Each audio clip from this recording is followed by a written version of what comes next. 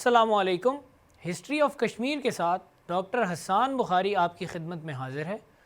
اس قسط میں ہم ڈسکس کریں گے مقبوضہ کشمیر کے اندر رونما ہونے والی سیاسی اور دیگر تبدیلیاں جو کہ 1949 سے لے کر 1965 تک رونما ہوئی۔ شروع میں ایک انٹرسٹنگ واقعے کا ذکر کرتا چلوں۔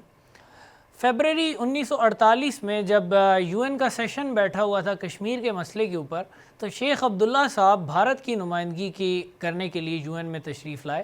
وہاں ان کی پاکستانی وفد کے ساتھ ایک انفارمل غیر رسمی ملاقات بھی ہوئی۔ پاکستانی ڈیلیگیشن میں مشہور شاعر حفیظ جالندھری صاحب بھی شامل تھے، اور حفیظ جالندھری صاحب کے مطابق شیخ عبداللہ نے اس ڈیلیگیشن کو ببانگ دہل یہ کہا کہ کشمیر کا بھارت کے ساتھ الحاق اٹل ہے، اب تو خدا بھی اس کو توڑنا چاہے تو نہیں توڑ سکتا۔ تو یہ تھے خیالات شیخ عبداللہ صاحب کے فیبرری 1948 کے زمانے میں۔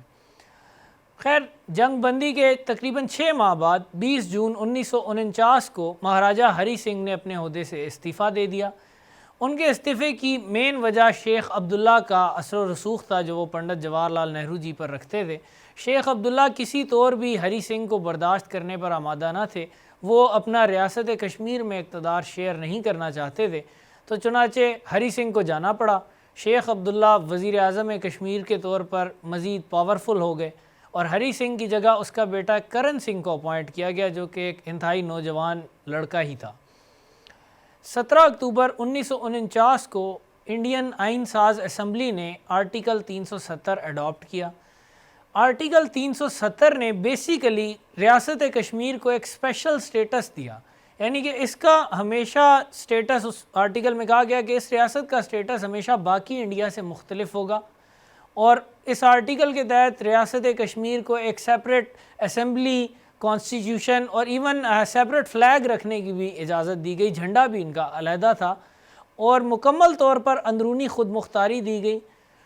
صرف دفاع، خارجہ امور اور مواصلات میں بھارتی حکومت کی رٹ تھی، اس کے علاوہ باقی تمام معاملات ریاست کشمیر کے ماتحت ہونے تھے۔ اور ریاست کشمیر کے اندرونی آئین میں ساتھ ہی ایسی چینجز کی گئیں کہ تمام تر اختیارات وزیر اعظم کشمیر کی پوسٹ میں مرتکز ہو گئے، اور مہاراجہ کی پوسٹ سیریمونیل ہو گئی۔ بیسیکلی آرٹیکل 370 نے وہی ریلیشن شپ جو پارٹیشن سے پہلے ریاست کشمیر اور برطانوی حکومت کے درمیان قائم تھا، اسی ریلیشن شپ کو ریپلیکیٹ کر دیا ریاست کشمیر اور بھارتی حکومت کے درمیان ریلیشن شپ سے، کیونکہ برٹش گورنمنٹ کو بھی ریاستوں میں صرف خارجہ امور، مواصلات اور ڈیفنس کا ہی اختیار حاصل تھا۔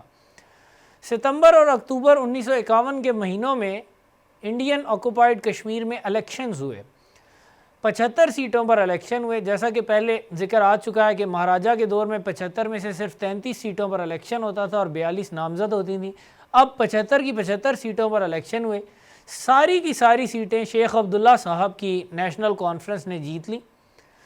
اسی زمانے میں ایک سال پہلے اوون ڈکسن صاحب جب وہ میڈیٹر تعینات ہوئے تھے یو این کی طرف سے، یہ کہہ چکے تھے کہ شیخ عبداللہ صاحب کی گورنمنٹ ایک نیوٹرل گورنمنٹ نہیں ہے، یہ ایک لیجیٹیمیٹ گورنمنٹ نہیں ہے، دھاندلی والی گورنمنٹ ہے، اور یہ بوگس الیکشن کرا کے شیخ عبداللہ صاحب نے اوون ڈکسن کو صحیح ثابت کیا، 75 کی 75 سیٹیں جیت لیں، 100% رزلٹ دیا۔ اس طرح کا الیکشن میرے ذہن میں تو صرف صدام حسین صاحب کا ہی آتا ہے، جو امریکی حملے سے پہلے انہوں نے ریفرینڈم کرایا تھا اور اس میں انہیں 100% ووٹ ملے تھے۔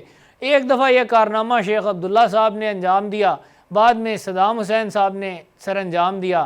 کمپیریزن کافی حد تک ملتا جلتا ہی ہے۔ صدام حسین صاحب اس وقت عراق کے ڈکٹیٹر تھے، شیخ عبداللہ ریاست کشمیر کے ڈکٹیٹر بننا چاہتے تھے، تو انہوں نے 75 کی 75 نشستیں دھاندلیوں سے قابو کیں اور اوپوننٹس کو الیکشن لڑنے کا بھی موقع فراہم نہیں کیا۔ ایسے تھے پہلے الیکشن بھارت کی عملداری میں کشمیر کی ریاست میں۔ جولائی 1952 میں شیخ عبداللہ نے دلی ایگریمنٹ سائن کیا گورنمنٹ آف انڈیا کے ساتھ۔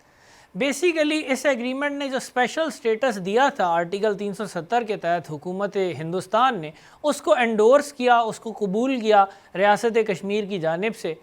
ان کی قبولیت بین الاقوامی طور پر تو کسی قسم کا وزن نہ رکھتی تھی، کیونکہ بین الاقوامی طور پر انٹرنیشنل لاء، ہر قسم کے لاء کے تحت شیخ عبداللہ کی یہ گورنمنٹ ہی غیر قانونی تھی۔ لیکن بھارتی حکومت نے اس شیخ عبداللہ صاحب کی کٹھ پتلی حکومت کو کیونکہ شرف قبولیت بخشا ہوا تھا، تو انہوں نے شیخ عبداللہ صاحب کی آشیرواد حاصل کرنا چاہی آرٹیکل 370 پر، جو شیخ عبداللہ صاحب نے دلی ایگریمنٹ کے ذریعے جولائی 1952 میں دی۔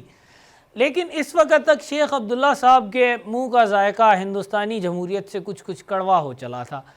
انہیں یہ چیز نظر آ رہی تھی کہ انہوں نے حکومت بھارتی بوٹوں اور بندوقوں کے زور پر حاصل کیا ہے، عوام میں ان کی کوئی ریئل مقبولیت نہیں ہے، کشمیری عوام پاکستان کے ساتھ جانا چاہتے تھے۔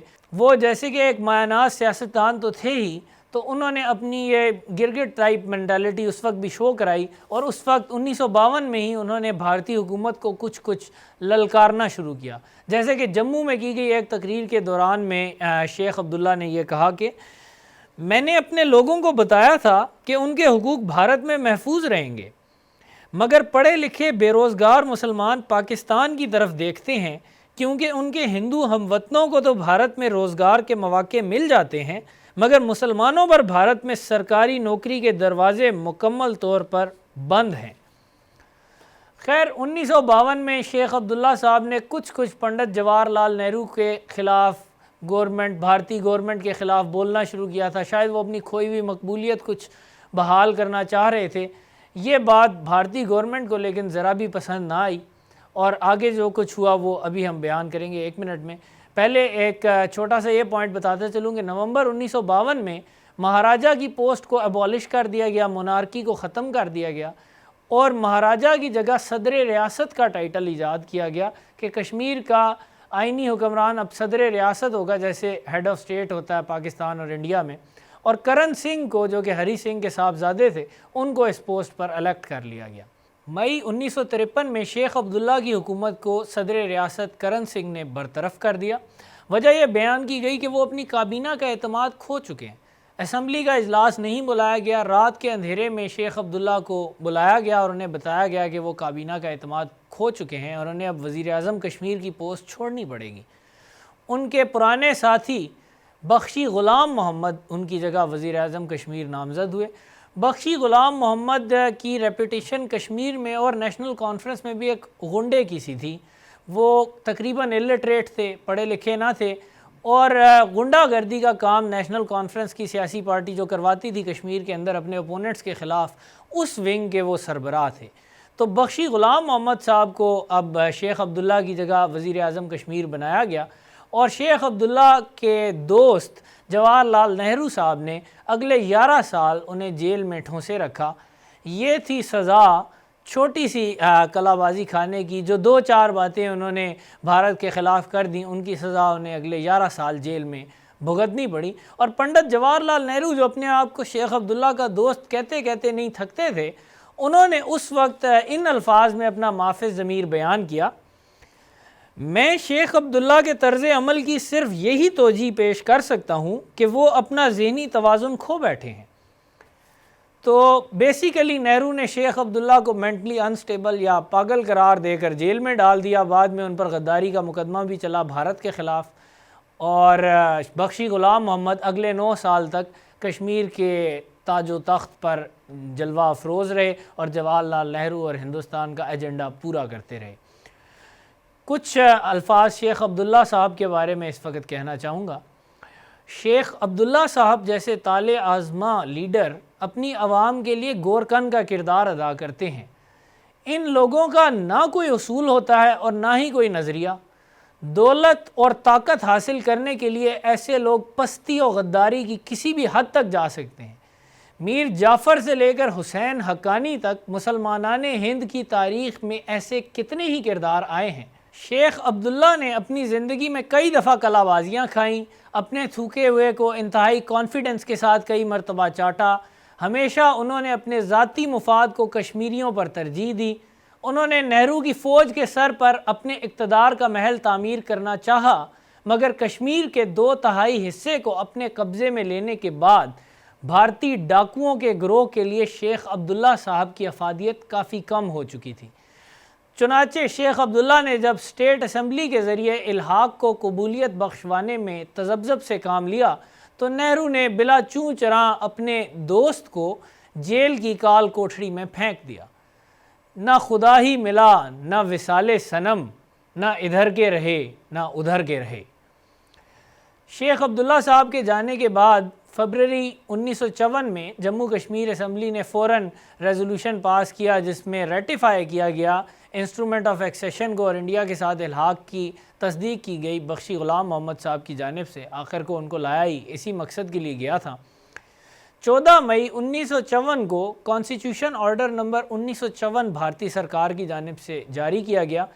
شیخ عبداللہ صاحب کو جیل میں ٹھونسنے کے بعد غالباً یہ ایک اشک شوئی کا بہانہ تھا۔ اس کانسٹیٹیوشنل آرڈر کے تحت آرٹیکل 35A کو آرٹیکل 370 کے انڈر ایڈ کیا گیا۔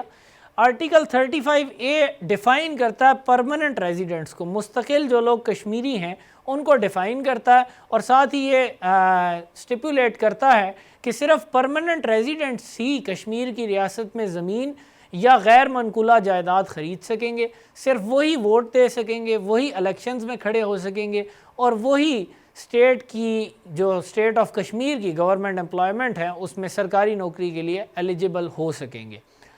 یہ سٹیٹس مہاراجہ کی اسٹیٹ کو بھی برٹش راج کے انڈر حاصل تھا، تو ابھی یہ نہرو صاحب کی گورنمنٹ نے بھی ریاست کشمیر کو بڑا احسان کر کے دیا۔ اگلے 9 سال تک بخشی غلام محمد کا راج رہا۔ پولیٹیکل اپوننٹس کے ٹارچر کے کافی واقعات ان 9 سالوں میں رونما ہوئے، اور عوام کو مکمل طور پر دبا کر رکھا گیا کہ کسی طرح احتجاج، جلسے جلوس، ہر چیز پر عموماً پابندی عائد رہتی تھی۔ یہ صورتحال 1963 کے اینڈ تک قائم رہی، لیکن 1963 کے اینڈ میں ایک ایسا واقعہ ہوا جس میں کشمیریوں نے بہت بڑے احتجاج شروع کر دیے، ہر قسم کی پولیس اور اسٹیٹ کے جبر کو رد کرتے ہوئے اس کے خلاف کھڑے ہو گئے۔ واقعہ کچھ یوں تھا کہ حضرت بل کی شرائن ہے سری نگر کے نزدیک، حضرت بل کی درگاہ میں حضرت محمد صلی اللہ علیہ وآلہ وسلم کا ایک بال موئے مقدس رکھا گیا تھا۔ 15ویں صدی سے وہ حضرت بل کی درگاہ میں موجود تھا۔ 27 دسمبر 1963 کی رات کو وہ موئے مقدس حضرت بل کی درگاہ سے پراسرار طور پر غائب ہو گیا۔ کشمیری مسلمانوں نے اس پر انتہائی غم و غصے کا اظہار کیا، اور ریاست کے طول و عرض میں احتجاج کا سلسلہ شروع ہو گیا۔ خیر 4 جنوری 1964 کو موئے مقدس دوبارہ دریافت ہو گیا۔ ایک ایکسپرٹس کی کونسل نے تصدیق کی کہ یہ اوریجنل ہے، اور جب وہ موئے مقدس دریافت ہو گیا تو اس کے بعد پروٹیسٹ بھی کول ڈاؤن ہو گئے، پولیٹیکل کلائمیٹ کچھ اعتدال پر آ گیا۔ 8 اپریل 1964 کو 11 سال بعد شیخ عبداللہ صاحب کو جیل سے ریلیز کر دیا گیا، اور ان کے خلاف قائم کردہ کیسز گورنمنٹ آف انڈیا نے واپس لے لیے۔ کافی آراء ہیں کہ شیخ عبداللہ کو اس وقت کیوں ریلیز کیا گیا۔ کچھ لوگوں کے مطابق جواہر لال نہرو اب اپنی عمر کے اینڈ پہ کشمیر کے مسئلے کا کچھ حل چاہ رہے تھے، تو انہوں نے شیخ عبداللہ کو ریلیز کیا کہ وہ ایک میڈیم کے طور پر پاکستان گورنمنٹ کے ساتھ بھی بات کر سکیں اور کشمیر کے مسئلے کو حل کرنے میں اپنا کردار ادا کر سکیں۔ واللہ عالم بالصواب۔ خیر مئی 1964 میں شیخ عبداللہ صاحب پھر پاکستان آئے، اور ان کے ساتھ ان کے یار غار مرزا افضل بیگ بھی تھے، جو کہ جیل میں بھی ان کے ساتھ رہے تھے۔ اب پاکستان میں آ کر شیخ عبداللہ کے رنگ ڈھنگ لیکن ویسے ہی تھے، ظاہر میں کچھ، باطن میں کچھ، پرائیویٹ میں کوئی بات، پبلک میں کوئی بات۔ پبلک میں انہوں نے فوراً کہا کہ پاکستان، انڈیا اور کشمیر کی 3 انڈیپینڈنٹ ریاستوں کی کنفیڈریشن بن جانی چاہیے، اور کشمیر کی تقسیم کا تو سوال ہی پیدا نہیں ہوتا، پوری کی پوری ریاست کشمیر ایک اکائی ہے، اس کو تقسیم نہیں کیا جا سکتا۔ لیکن سٹینلی وولپرٹ جو کہ مشہور انڈولوجسٹ تھے، ان کی کتاب زلفی بھٹو آف پاکستان میں انہوں نے یہ لکھا ہے کہ جب شیخ عبداللہ پرائیویٹ میں فارن منسٹر ذوالفقار علی بھٹو صاحب سے ملے تو شیخ عبداللہ صاحب نے بھٹو صاحب کو یہ مشورہ دیا کہ آپ مسلسل ڈیمانڈ کیے جائیں رائے شماری کی، اور اس ڈیمانڈ کے ذریعے بھارت پر پریشر ڈالیں، اور جو ریئلسٹک پوزیشن ہے وہ یہ ہے کہ چناب دریا پر کشمیر کا پارٹیشن کر دیا جائے، تو یہ ایک ریئلسٹک فائنل پوزیشن ہوگی، اور جواہر لال نہرو جی بھی شاید اس پر مان جائیں۔ بہرحال اسی دور میں مئی 1964 میں ہی جواہر لال نہرو صاحب کا انتقال ہو گیا، اور اس ساری ڈپلومیٹک ایکٹیویٹی کا بھی کوئی نتیجہ برآمد نہ ہوا۔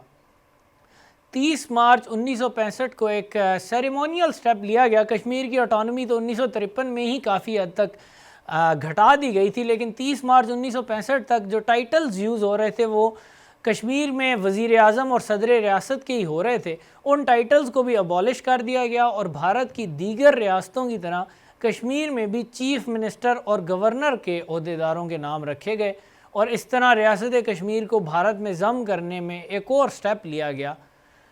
1965 میں اس وقت تک مسئلہ کشمیر اس قدر سرد خانے میں جا چکا تھا بین الاقوامی سینیریو میں کہ اس وقت تک پاکستان کو یو این سے کوئی امید نہ رہی تھی، کشمیریوں کو یو این سے کوئی امید نہ رہی تھی۔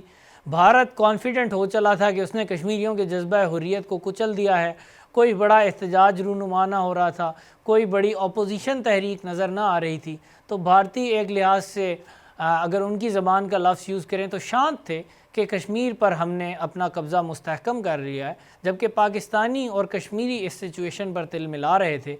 آگے 1965 میں پھر کیا واقعات رونما ہوئے، 1965 کی جنگ کیسے شروع ہوئی، کشمیر سے ہی سٹارٹ ہوئی، اس کا اگلی قسط میں ہم انشاءاللہ تذکرہ کریں گے۔ ابھی تک کے لیے اللہ حافظ۔